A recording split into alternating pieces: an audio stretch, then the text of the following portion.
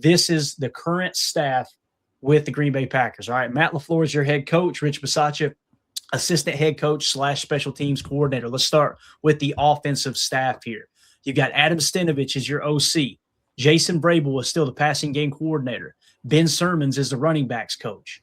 Ryan Mahaffey is your wide receivers coach. John Dunn is your tight ends coach. I really like John Dunn. He's one of my favorite coaches. Like when you dig into his background and knowing that Matt LaFleur credited him with a couple of different occasions of him drawing up plays on the sideline in the heat of the battle, absolutely love that. So Luke Buckus is still your offensive line coach. Eddie Gordon is the assistant offensive line coach. Luke Getsy is your senior assistant. I wonder if they will just keep that quarterback's coach position open and maybe just let Luke Getsy be the quarterback's coach and senior assistant. I don't know. I know they've already interviewed for at least one guy at that spot, and I don't have his name down at the moment. But, again, we'll see if they actually fill that void or not. You got Connor Lewis as the passing game specialist / game management.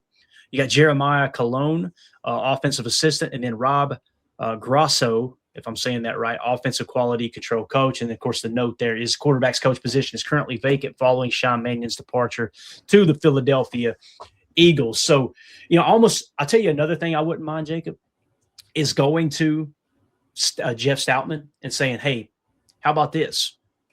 Luke Getsy is going to really focus on quarterback's coach for us and getting Jordan in the quarterback room ready to go. Would you like to be our senior assistant?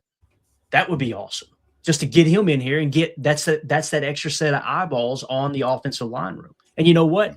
If he's not familiar with the wide zone scheme, how about him giving some ideas and just some pointers and looking at it from a broader perspective of, hey, here's what's going on in the run game. Here's what I see. Here's a written report every week of the changes I would make if I were in charge. You guys are the coaches. Do what you got to do. You know what I mean? I think we always talk about getting people in here to be a coach's coach and like someone else who's kind of seen it through a different lens. To me, it would be a great pickup, although it does seem far-fetched. But what do you think about the coaching staff so far, man? I mean, I like it. I'm not going to lie. I don't know a lot about certain guys here. There's certain people that we're obviously familiar with: Stenovich, Vrabel, Butkus, Getsy. The other ones, like I said, I'm not going to lie. I don't know necessarily how they are, what type of coaches they are, but I do like the idea that you said of trying to find. I mean, the quarterback's coach position in Green Bay has been one of those things that's kind of like, I don't want to say highly touted, but we've had just some awesome people back there. You know what I mean? And there's no denying that that's why we've had 30 years of consistent, unbelievably great quarterback play. I saw a couple stats of the first two seasons for each is Favre, Rodgers, and Love, and they are shockingly similar. And Love is almost right up there with every single stat line that you would ever imagine compared to those, two Hall of Famers. Future Hall of Famer and Rodgers, obviously, but it's an interesting thing, and I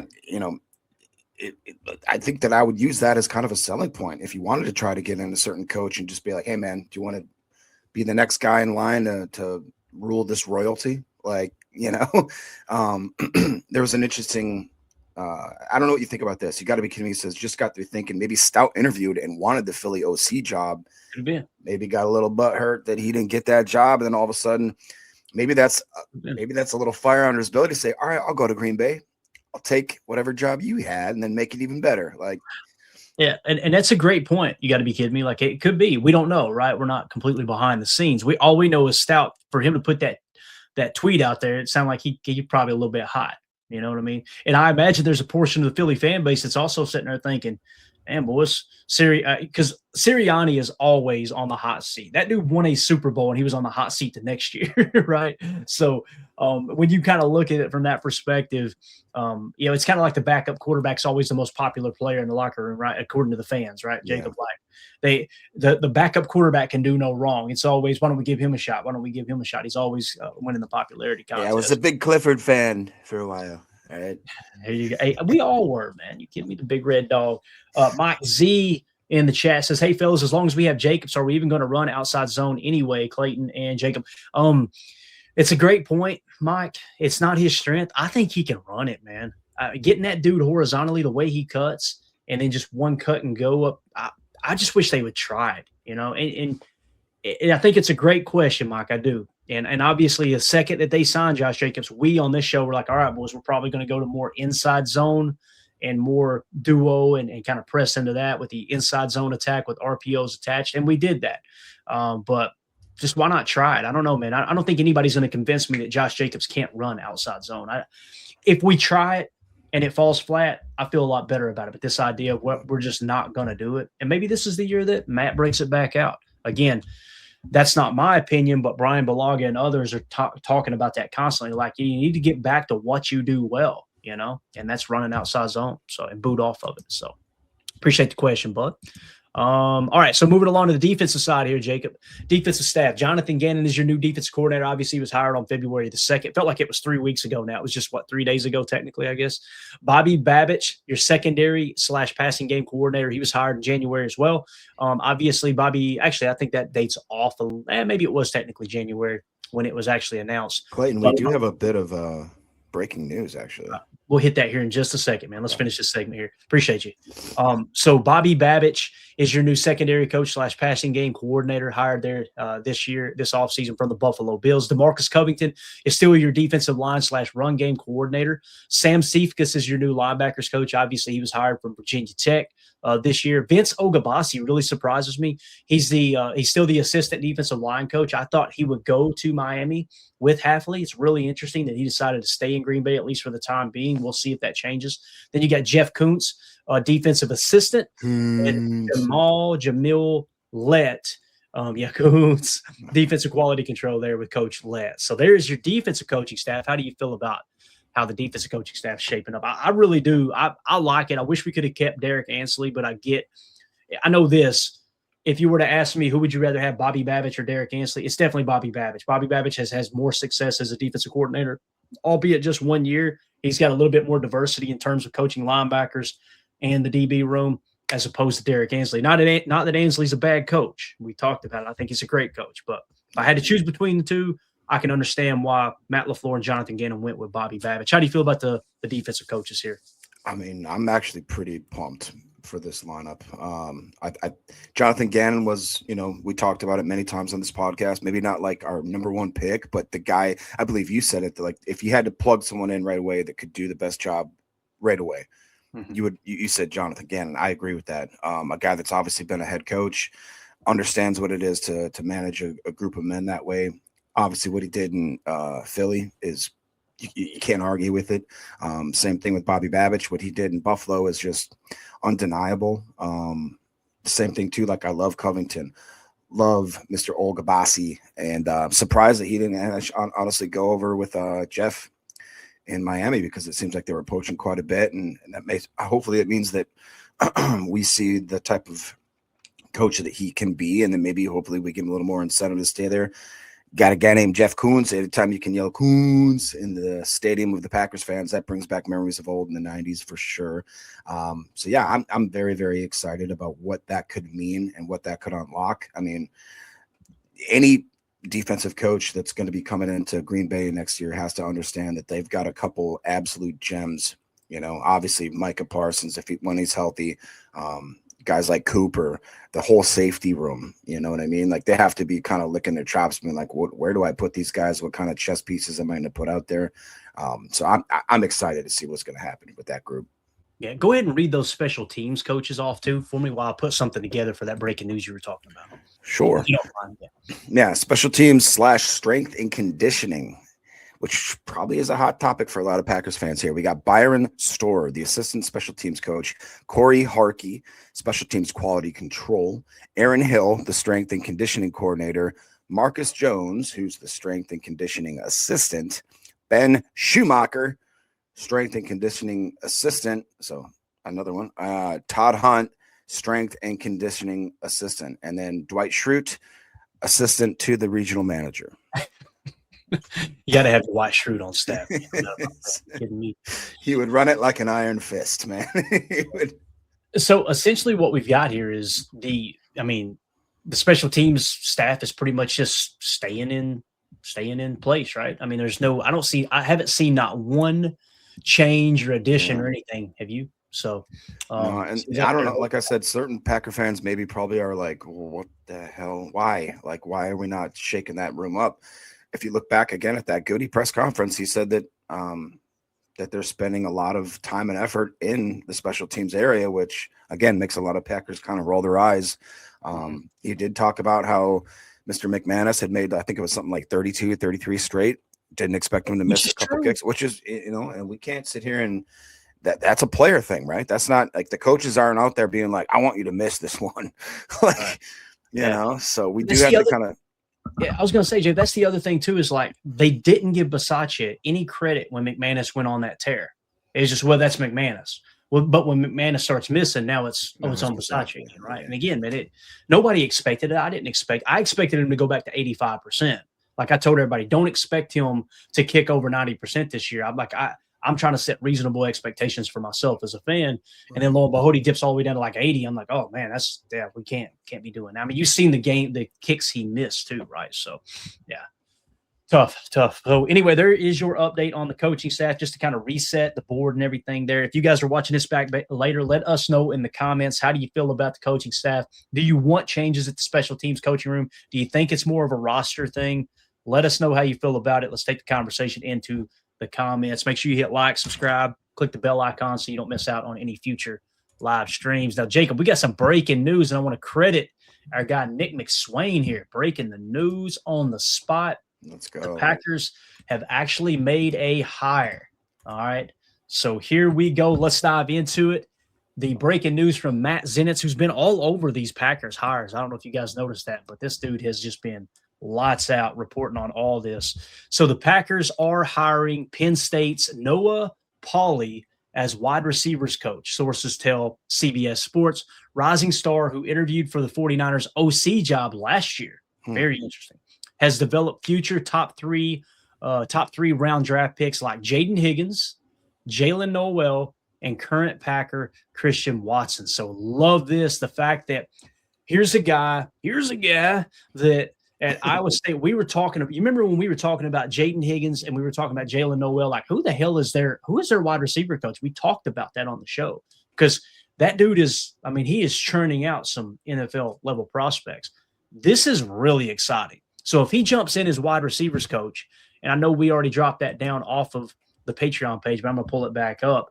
Let's see how this could potentially change things here. And Jacob, what's your initial thoughts? Because I know you were heavy into the draft process with us last year. Obviously, we talked about Jaden Higgins, Jalen Noel all the time, and then the fact that he's got ties to Christian Watson a little bit earlier as well is pretty cool. Yeah, I mean, it is very, very interesting. I think Jaden Higgins was, Tim's draft crush for sure. I also kind of mirrored that, and it's an interesting guy because I believe they're both kind of that same type of frame, 6'4", 6'5", just long, really, really good athletic guys, same as Christian Watson. And I believe it's called Jalen Noel is what we've been corrected. But yeah, anyways, both of them went to the Texans, I believe.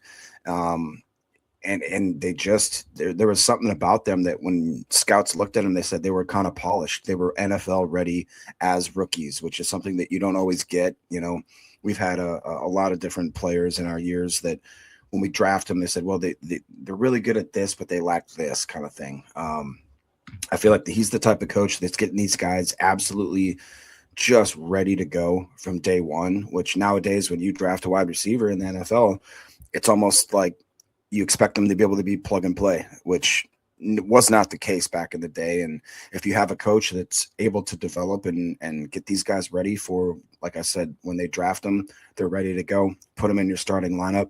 It's pretty intriguing to have that type of player going, or that type of coach, I should say, going in to coach our players, especially with the wide receiver room that we have. We've already been kind of talking about how greedy and blessed we are at that wide receiver position. Things may shake up a little bit, obviously, going into this next year with the guys like maybe Dobbs and certain others that may not be on the roster anymore. But it's going to be pretty exciting to see what a guy like this can do to that room, which, like I said, was already, kind of peaking the ceiling. I feel like that he could break through that ceiling and absolutely make these guys, because we talked about it many, many times. There was a weird year where we had a lot of drops. There was a couple stuff where maybe not being on the same page as Jordan and running the routes that were necessarily supposed to be ran at that certain point.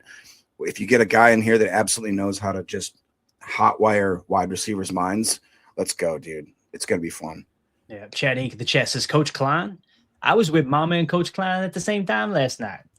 Oh, you are a bad boy. Remember that on the Water Boy? Come on, guys. I know you know what I'm talking about. I think that I'm assuming that was a Water Boy reference there. Chad, confirm for us in the comments if you don't mind. But all right, so let's talk about this new hire here in Noah Pauley. Was I correct, Jacob, or not? I'm just thinking about the Water Boy and laughing. All right. So Noah Pauley is a highly regarded wide receiver coach known for his elite development of talent. On February 4, 2026, reports confirmed that Pauley is leaving his newly accepted position at Penn State to join the Green Bay Packers coaching staff as a wide receivers coach. This move reunites him with his former standout pupil, Christian Watson. Below is a chronological breakdown. All right, so here we go. Playing career. He played football from 2007 to 2010. He was a reliable 4-year starter and key contributor to one of the most successful runs in Division II history. All right, college, he played at the University of Minnesota, Duluth. His highlights, he was a member of two NCAA Division II national championship teams in 2008 and 2010. His stats in 47 career games, he recorded 100 receptions for 1,108 yards and 9 touchdowns. He also served as the team's primary punt and kick returner. Injury note, his playing career ended on a bittersweet note when he suffered a season-ending injury in 2010 quarterfinals, forcing him to watch the national championship victory from the sidelines. High school, he was a 3-sport star at Duluth Central High School in Minnesota. Now, coaching, quickly went through the coaching ranks there. Collegiately from 2011 to 2025. Pauley's rise through the college ranks features multiple national championships and a National Coach of the Year honor. Minnesota Duluth from 2011 to 2014 began as a student assistant before serving as a graduate assistant in 2013-2014. He stayed on there from 2018, returned to his alma mater as the offensive coordinator and wide receivers coach. In 2016, his offense averaged 45.1 points per game. North Dakota State, so he moves on to North Dakota State from 2019 to 2022. Obviously, he served as a wide receivers coach. He won 2 FCS national championships in 2019, 2021, and was instrumental, I repeat, instrumental in developing Christian Watson into a second-round pick for the Packers. He moved on to Iowa State in 2023 to 2025, served as a wide receivers coach, and was promoted to passing game coordinator in 2024. And then in 2024, he was named the FootballScoop.com National Wide Receivers Coach of the Year after mentoring 2 1,000-yard receivers in Jalen Noel and Jaden Higgins in the same season. So you could see how he's quickly, everything he's gone, everywhere he's went, Jacob, everything he's touched has turned to gold here. It says his transition to the NFL follows a brief test run with the Packers and a high-profile hiring cycle. Obviously here, he worked with the Packers wide receivers as a part of the NFL's Bill Walsh Diversity Coaching Fellowship. So he was actually with the Packers the summer of 2022. I did not know that. That's wild.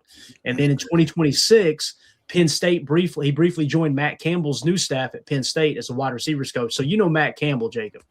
He'd matter in hell. Matt Campbell said, I'm going to go get this stud wide receiver coach. Come on in. Didn't even get to the first week of the season. The Packers already came a calling. So there's your new wide receiver coach in Coach Noah Pauley. Success has followed him everywhere he's went.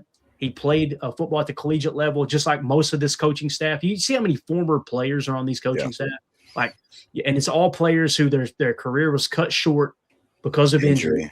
Yep. This guy right here, mark my words, we're going to look up in 2 or 3 years, and he's going to be an OC somewhere. There's no doubt in my mind. I was just going to say, this feels like the type of trajectory that, the NFL is looking for. Young, talented coaches that have been there, that has the leadership qualities. And because, like you said, that they've played, anytime that you have a boss that's done it, that that has done it, that matters, man. Like we always talk about, that people don't care what you know until they know that you care. That's the type of player that the type of coach that I think players want to play for. And he does seem like that he's on that amazing path of kind of being like a young up and comer. And I would even say that, yeah, OC for sure. I think in like 3-4 years, I'm talking head coach type of, this is just the path that it seems like everywhere he's went, he's left a trail of gold. You know what I mean? So it feels as if, even like you said, going from Penn State and then having guys from the NFL already trying to get them into their building in 2022. To me, that says, all right, we see what you're doing, son. We'll see you in a couple of years, kind of thing. And lo and behold, here it is. And I am very, very, very excited, just like you got to be kidding me saying I like the hire. I absolutely love the hire.